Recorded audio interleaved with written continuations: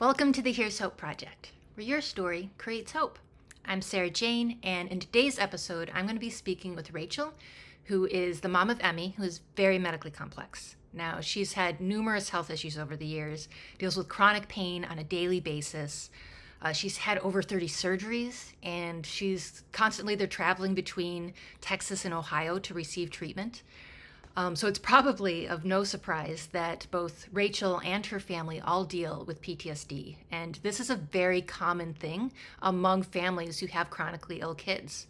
So I'm bringing her on today so we can talk about PTSD, which is post-traumatic stress disorder, sort of what it looks like for each member of the family, how they cope with it together and on an individual basis.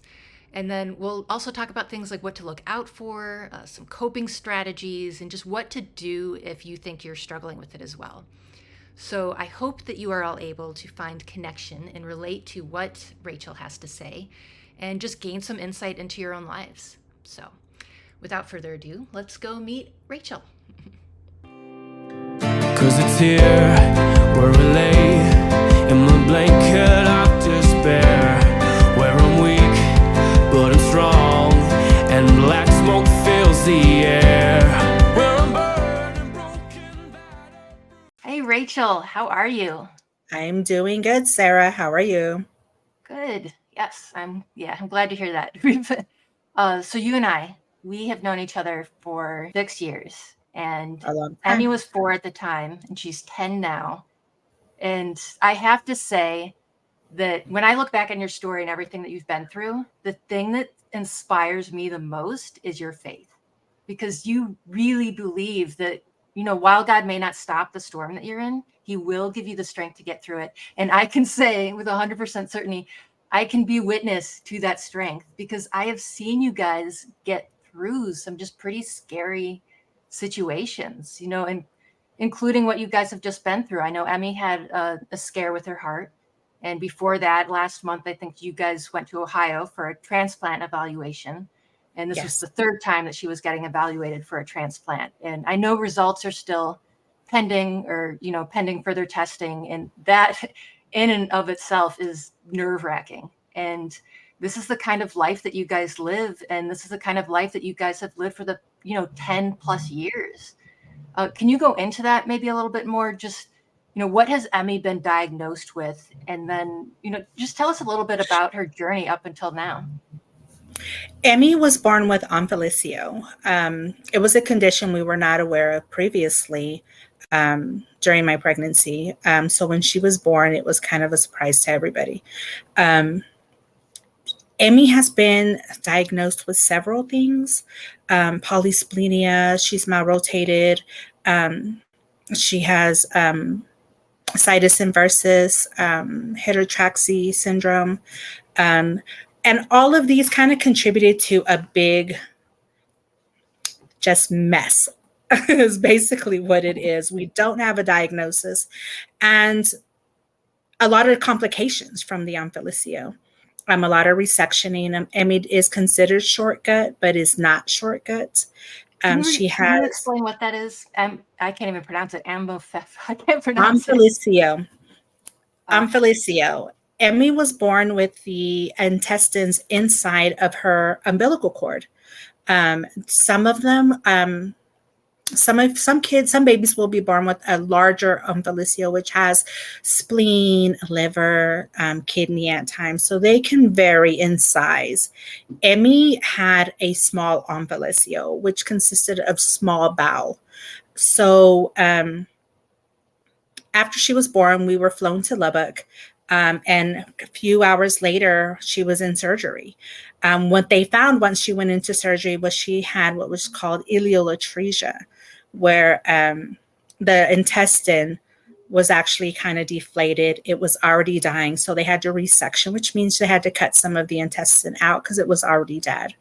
On top of that, the small bowel was not connected to the large bowel.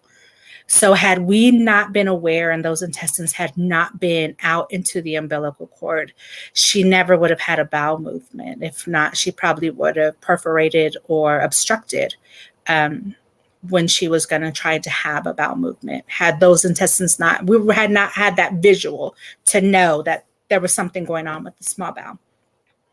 So that's what omphalicio is. It's often confused with gastritis, where babies are born and their intestines and organs are outside of the body, the abdomen, but it's literally just exposed. There's no skin, there's nothing there. With Emmy, her omphalicio was in the umbilical cord. So we were able to see small bowel in the umbilical cord, and it was covered and protected. So thankfully, UMC knew what to do as soon as she got over there. We had a great surgeon out of Lubbock that was able to help with what we were needing done.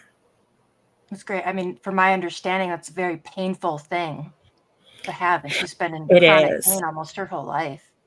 Almost her whole life. For the longest time, we didn't know a lot of her condition. We didn't know what to do. We didn't know. I think our first year, we were really blind to her condition. We were really blind to what we needed to do as parents to help her.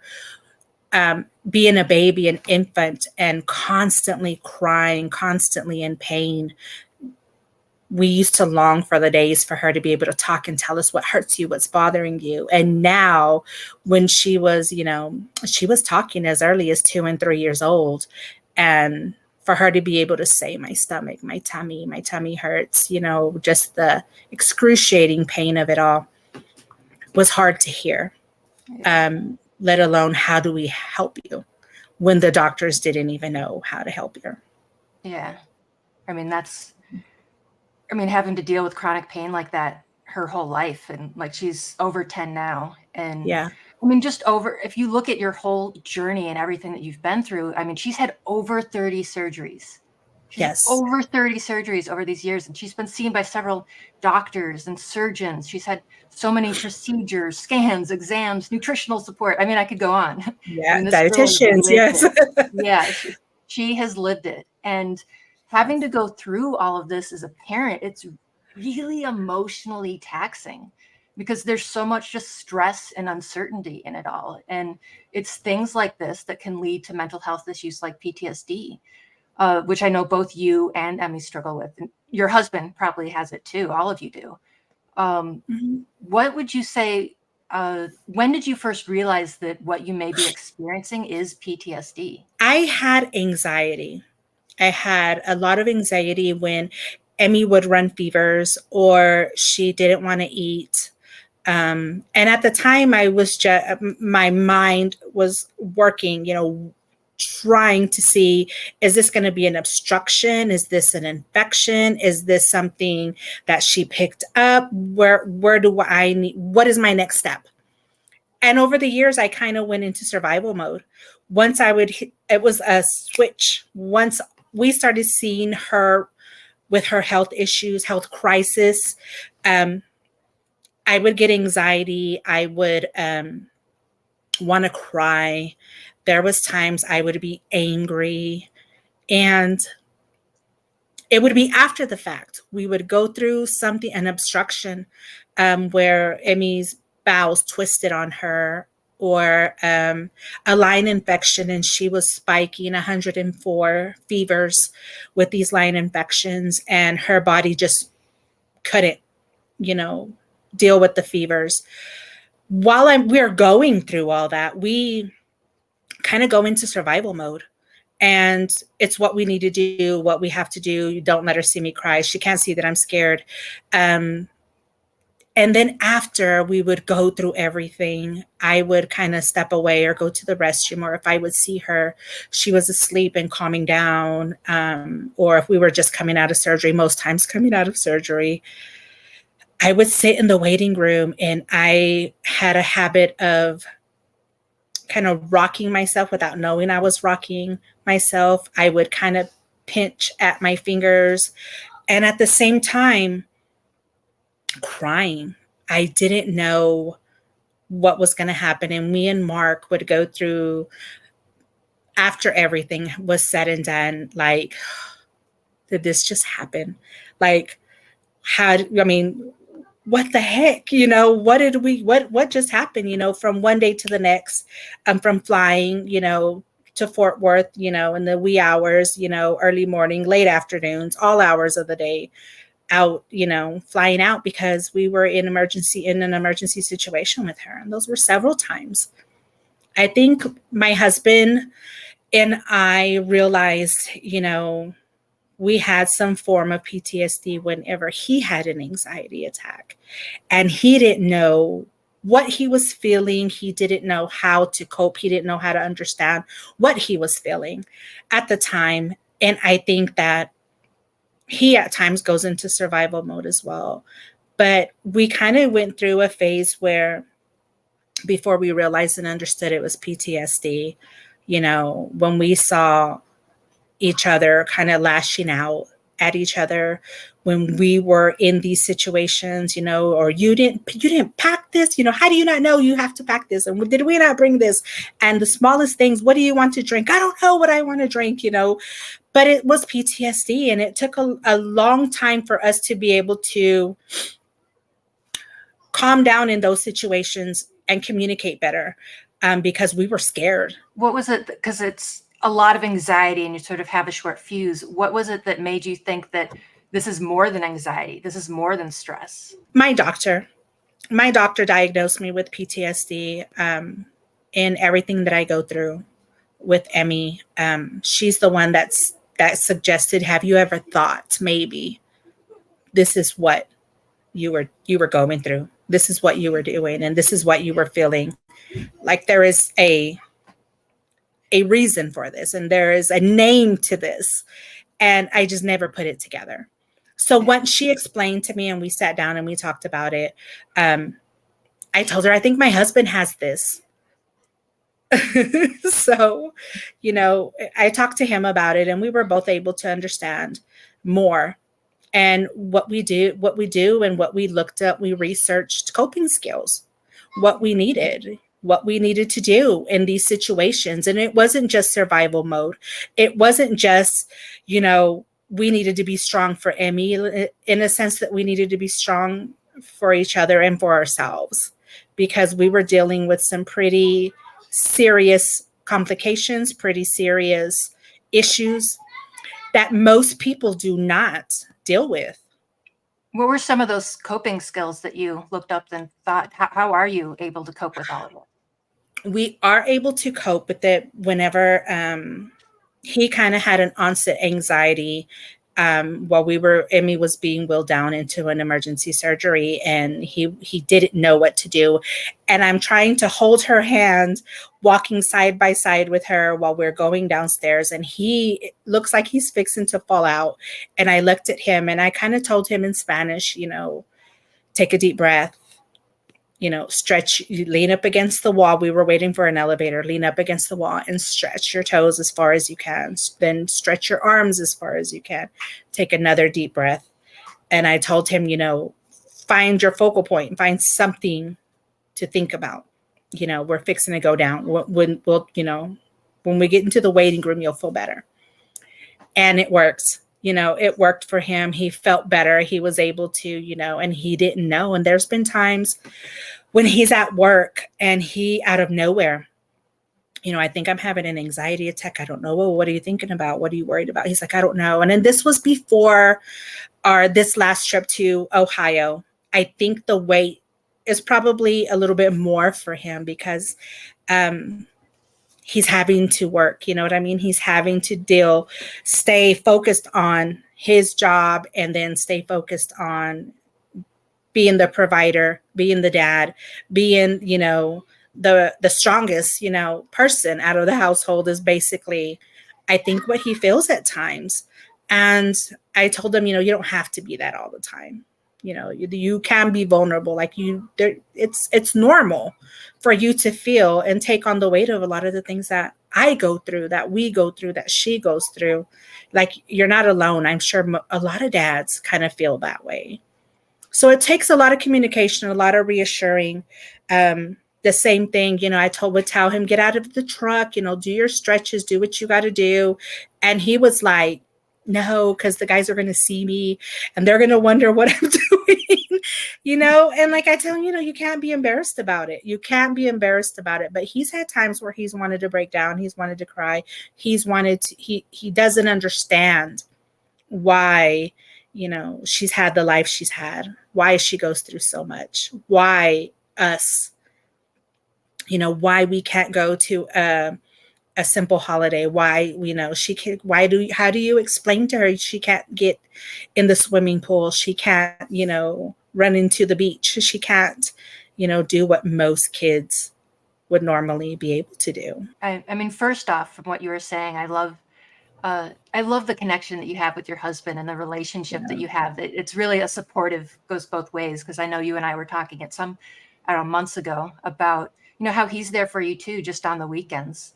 And Oh yeah. he'll take the girls and go out to breakfast, take them out to breakfast, and just give you some time to just kind of Yes. breathe and Sleep. collect yourself. Yeah. And sleep. Yeah, probably sleep is probably the best thing you can get. But yes. Yeah. So for you specifically, because we were talking a bit about your husband, when it's just you and Emmy and you find yourself kind of having almost an anxiety attack, I know that there's this kind of fight or flight mode and you're kind of in this survival mode. And so you're able to push through things. I'm sure that there's a point where it's just becomes so overloaded. How do you catch yourself, become aware of it? How do you work through it with Emmy right there? It's hard because Emmy picks up on my mood, and we are literally 24/7. It's rare that she's not with me, but it's hard because she picks up really fast. And now that she's older, she knows, are you okay, Mom? I'm like, yeah, I just need to breathe a little bit. A lot of times I will start cleaning. I will try to take my mind off of things. I get to the points where at times I have palpitations. I try to start slowing my breathing, taking deep breaths. I'll tell Emmy, hey, give me 5 minutes. And she'll be like, okay, are you okay? Is it something, are you going to cry? Are you going to, but I try not to cry in front of her because I always feel she sees me. I've always felt that if I cried, she would feel there's something wrong. Like, this is serious. So I try not to cry in front of her when she was littler. Now, sometimes we sit and cry together. And I tell her, sometimes we just have to cry. We have to let it out. We have to just ugly cry and maybe 5-10 minutes and we'll be okay. And if we can need longer, we can do that also. But she is, in a lot of sense, my coping skill. Holding her. I will play with her hair. We have can we lay down for 5 minutes? Can you hold me for 5 minutes? And when she needs it, she lets me know. And I will sit wherever I need to sit, sometimes this office chair, and I hold her, play with her hair, scratch her back. And if I need 5 minutes, I tell her the same. And we will go to the room, we will shut the door, turn off the TV, and we will lay down. And I scratch her back, I play with her hair. We kind of sing a little song. It just, we hum, we pray. She knows her Our Fathers, or her Hail Marys, her Glory Bees. She prays with me, and she prays. And sometimes I hold her and she starts praying herself, and that's just something that we've done the last few years because we kind of have always been in uncharted waters, but more so even now that we've kind of just are now waiting to see how things are going to go for her. I like that you guys both, you and Emmy, sort of work through it together, that it's not you just sensing all this anxiety coming up and saying, okay, I need 5 minutes, and then you leave, and then you're in the bathroom crying, and then you come out and collect yourself. It's nice that you're honest with her, and she's going through a lot too at the same time, and you're both able to cope together. And that's really cool. So with Emmy having PTSD too, what are some of both of your triggers? What kind of enhances this anxiety? What gets you going? Emmy's trigger is A new place and new people, unfamiliar people. Emmy's trigger is, of course, doctor's offices, large crowds, and we tend to avoid those. And whether it's good for her or not, I try not to push her to say, you have to do this. You have to go to this event. You have to, we save face, with her, and we try to say what her boundaries are. We know them, and they're okay that she has them. Does she have panic attacks? She does. How do you help her work through those? We don't. Her panic attacks are so out there. Her panic attacks, once she is there, that's it. We kind of have to let her. When she gets into the crying, the screaming, I kind of, let's go to your room, or let's go to the room, and I kind of leave her there. And slowly by herself, she will come and be like, okay, and she will be, oh, I'm thirsty, or I'm hungry, or will you hold me? But Sarah, when these panic attacks happen, we've gone 2-3 hours of just crying and letting it out, just her screaming and crying. I know her triggers and I know her warnings, and I know once she's there, we got probably 15-20 minutes before we're going into a full blown, and she can't help it. And she said it before, I want to stop. I know I'm done. I just don't know how. And we kind of just let her there. I don't think it's not a disciplinary action that needs to happen there. It's not a reaction from us. It's letting her. And that's what we do. Do you think she's aware? I don't know if you've ever spoken with her about it. Like, she can sense it coming on, or do you think it just hits her like that? Or maybe both. Maybe sometimes she can sense her anxiety, and then other times it's just something triggers. And both. She has been in therapy since she was 4. She started in play therapy and has since progressed to, her therapist. She still does play therapy, but she also does a kind of a cognitive therapy for her. And this has been years, and the relationship she has with her therapist is phenomenal. It's beautiful, because a lot of times when I can't figure it out, she'll tell me, can I see Anna? Can I see Anna this week? Like, she knows she needs that. Her little heart needs it. And thankfully, her therapist has always found a way to squeeze her in, to get her in but we are scheduled normally every other week we go. And there's times when we have upcoming appointments, when we have upcoming with her shots that we need to do, that I was telling you, she will need those extra visits, and she gets them, whether it's when she's in the hospital or whether we need to go and see her. But her therapist has always told us that Emmy knows when she is done, when she's had enough, when she doesn't want to be in a situation. Things are scary for her. Not that she doesn't want to try new things or be with other kids. She does not have the skills to do it because she has not been in an environment to do so. She can talk an ear off of another patient in the playroom in the hospital, but that's her element. And birthday parties, and even when we go to school functions with Junior, when he has things, that is not her element, and she prefers not to do so. So it'll be a situation where I will go, or Mark will go with him, because he still needs to get his time and be a kid, and she understands that. But I think Emmy knows her comfort levels and boundaries. And she's able to communicate pretty well too, would you say? Very well. Very well. Is there any, would you say, specific memories or moments that just really stand out as triggering? For her, I think she still has nightmares about, I believe it was in March or January. It was in January of this year where we had our line issues. I think we went through 3 lines in one hospital stay.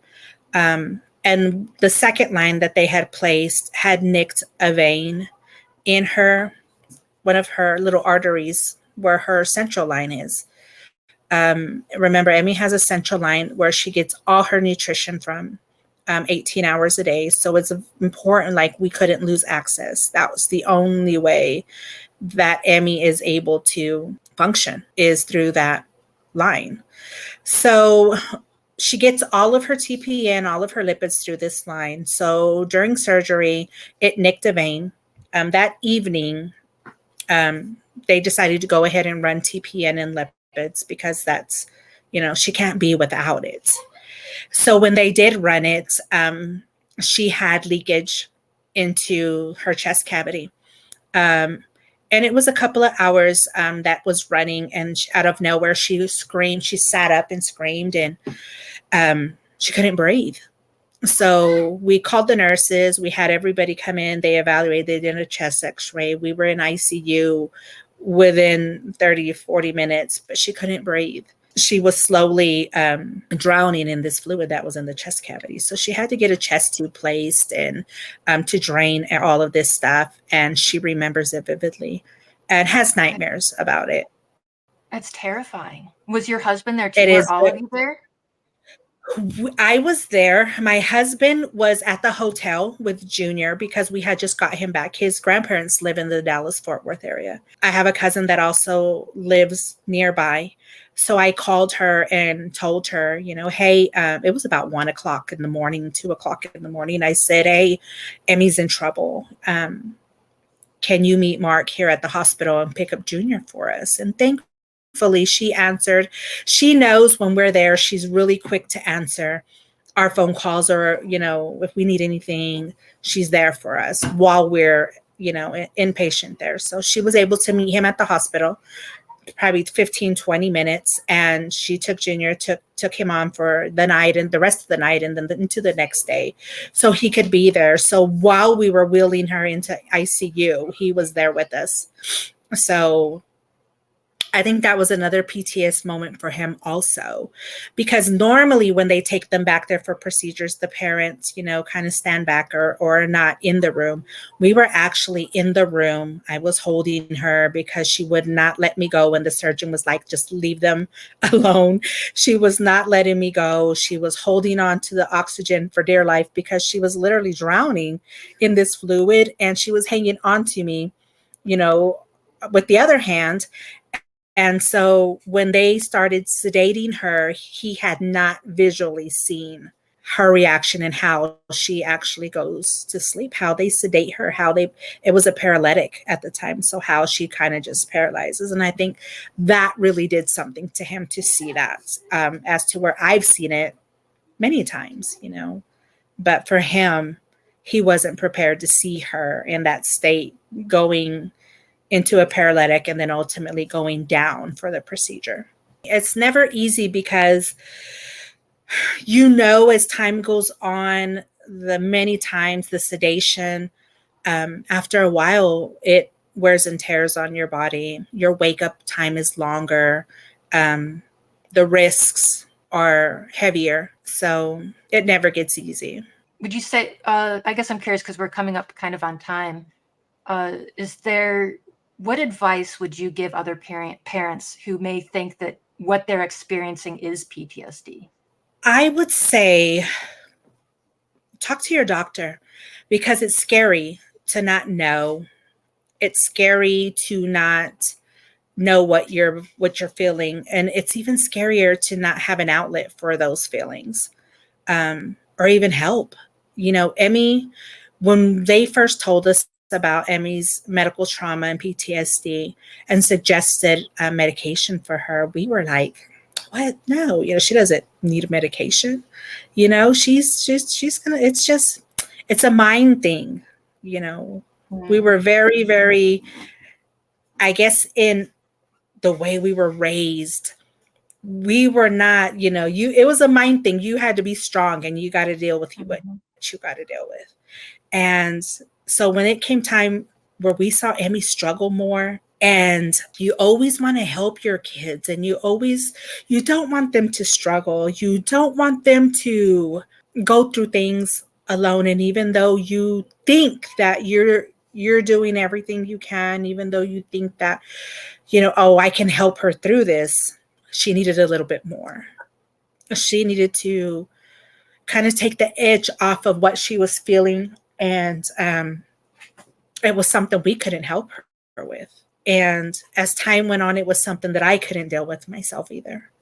And there was times I couldn't talk to Mark. I couldn't let Emmy see me. I couldn't talk to, my siblings, my parents, even though they knew, they empathize, and they know what we go through.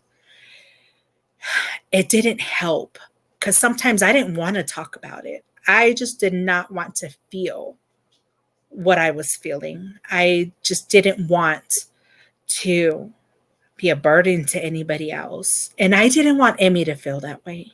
So when we decided to put her on medications for her medical trauma and her PTSD, I think it was the best decision we ever made, because now she can cope better and she understands that, what you're feeling is normal, because not everybody goes through what you go through.